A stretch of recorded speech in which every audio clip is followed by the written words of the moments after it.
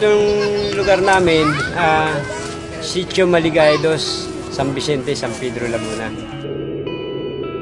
Siyempre, alam mo naman, ganitong lugar, squatter area, tabing release, dikit-dikit ang bahay. Madilim talaga rito sa lugar ko na to. Wala kami dito sa loob, lagi kami sa labas. Nadadapa kasi madilim, yung dadaan mo, hindi mo alam, may nakaharang. Tutulog na lang ako, wala ilaw eh.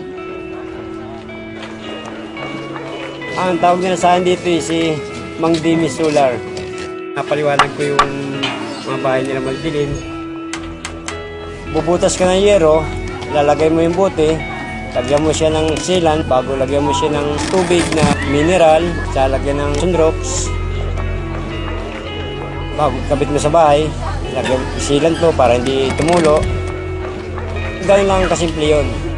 Dati yung ganito, tukadilim nung bago ko pagkakapitan. Ngayon, nung kapitan ko na, ito na ang liwanag niya. Yan ang liwanag. Pumili po ako kasi bote lang, tubig. Maliwanag na yung bahay mo.